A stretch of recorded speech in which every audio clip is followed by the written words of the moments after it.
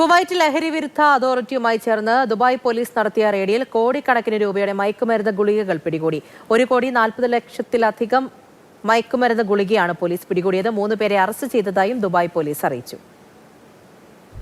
ഗൾഫിലെ ഒരു പ്രധാന തുറമുഖത്ത് 5 കണ്ടെയ്നറുകളിലായി എത്തിയ വൻ മയക്കുമരുന്ന് ശേഖരമാണ് ദുബായ് പോലീസ് പിടികൂടിയത്.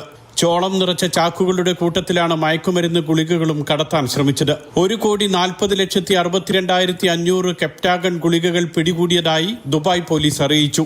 രഹസ്യ വിവരത്തിന്റെ അടിസ്ഥാനത്തിൽ UAE-യിലെയും കുവൈറ്റിലെയും അതോറിറ്റികൾ തമ്മിൽ തുടർച്ചയായി നടത്തിയ വിവര കൈമാറ്റങ്ങളും നിരീക്ഷണങ്ങളും മയക്കുമരുന്ന് പിടികൂടാൻ സഹായിക്കുകയായിരുന്നു.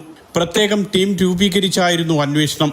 2,250 കിലോ മയക്കുമരുന്ന് ഗുളികകളാണ് പിടികൂടിയതെന്നും പോലീസ് വ്യക്തമാക്കി. അറബ് രാജ്യത്തെ ഒരു തുറമുഖത്തായിരുന്നു മയക്കുമരുന്ന് വേട്ട. കണ്ടെയ്നറുകളിൽ നിന്നും മയക്കുമരുന്ന് ചാക്കുകൾ ഇറക്കുന്നതിനിടെ നടത്തിയ റെയ്ഡിൽ 3 പേരെ അറസ്റ്റ് ചെയ്തിട്ടുണ്ട്. ഇവർ അറബ് വംശജരാണ്. മുഴുവൻ മയക്കുമരുന്നും തുറമുഖത്ത് വെച്ച് തന്നെ പിടിച്ചെടുക്കാൻ കഴിഞ്ഞതായും ദുബായ് പോലീസ് അറിയിച്ചു. സംഭവത്തിൽ കൂടുതൽ അന്വേഷണം പുരോഗമിക്കുകയാണ്. Mathrubhumi news, Dubai.